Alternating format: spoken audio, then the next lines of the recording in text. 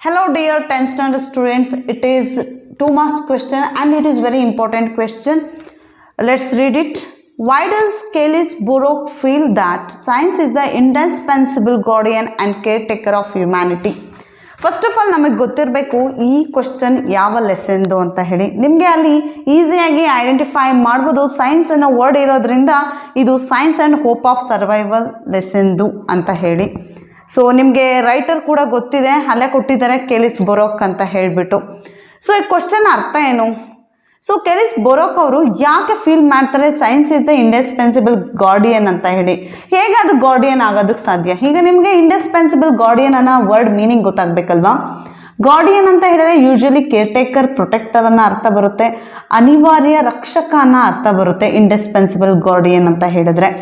ಹಾಗಾದರೆ ಯಾವುದಕ್ಕೆ ಅದು ಪ್ರೊಟೆಕ್ಟರ್, ಕೇರ್ಟೇಕರ್, ಇಂಡಿಸ್ಪೆನ್ಸಿಬಲ್ ಗಾರ್ಡಿಯನ್ ಅಂತ ಹೇಳಿದ್ರೆ ಹ್ಯುಮ್ಯಾನಿಟಿಗೆ. ಯಾಕೆ ಅಂತ ಕೇಳ್ತಿದ್ದಾರೆ. ಸೊ ಆನ್ಸರ್ನ ನೋಡೋಣ. ಹೀಗಿದೆ. ಸೊ ಈ ಒಂದು ಕ್ವಶನ್ ಯಾವ ಲೆಸನ್ದು? Science and hope of survival. Let's see the answer. Kelly's Burke feels that only the basic research in science can create a springboard for developing new disaster preparedness in industry. ಇದು first point ಇರುತ್ತೆ. So ಕೆಲಿಸ್ Borok ಅವರು ಏನು ಹೇಳ್ತಾರೆ ಇಲ್ಲಿ ನಮಗೆ ಅಂತ ಹೇಳಿದ್ರೆ, actually he feels that basic research, only the basic research in science. ಯಾವುದರಲ್ಲಿ ಬೇಸಿಕ್ ರಿಸರ್ಚ್? ಸೈನ್ಸಲ್ಲಿ ಬೇಸಿಕ್ ರಿಸರ್ಚ್ ಏನಿದೆ, ಆ ಬೇಸಿಕ್ ರಿಸರ್ಚ್ ಇನ್ ಸೈನ್ಸ್ ಅದು ಇಟ್ ಕ್ಯಾನ್ ಕ್ರಿಯೇಟ್. ಏನನ್ನು ಕ್ರಿಯೇಟ್ ಮಾಡುತ್ತೆ? ಅ ಸ್ಪ್ರಿಂಗ್ ಬೋರ್ಡ್. ಯಾಕೆ ಸ್ಪ್ರಿಂಗ್ ಬೋರ್ಡ್ನ ಅದು ಕ್ರಿಯೇಟ್ ಮಾಡುತ್ತೆ ಅಂತ ಹೇಳಿದ್ರೆ, for developing new disaster preparedness industry. ಏನಕ್ಕೆ ಇದು ಸ್ಪ್ರಿಂಗ್ ಬೋರ್ಡ್ನ ಕ್ರಿಯೇಟ್ ಮಾಡುತ್ತೆ? ಫಾರ್ ಡೆವಲಪಿಂಗ್ ಏನನ್ನ? New disaster preparedness industry. ಹಾಗಾದರೆ ಏನು ಪ್ರಿಪೇರ್ಡ್ನೆಸ್ ಇಂಡಸ್ಟ್ರಿ ಅಂದರೆ ಏನು? ಸನ್ನದ್ಧತಾ ಉದ್ಯಮ ಅಂತ ಹೇಳ್ತೀವಿ. ನ್ಯೂ ಡಿಸಾಸ್ಟರ್ ಅಂದರೆ ಏನು? ಹೊಸ ವಿಪತ್ತು ಸನ್ನದ್ಧತಾ ಉದ್ಯಮ.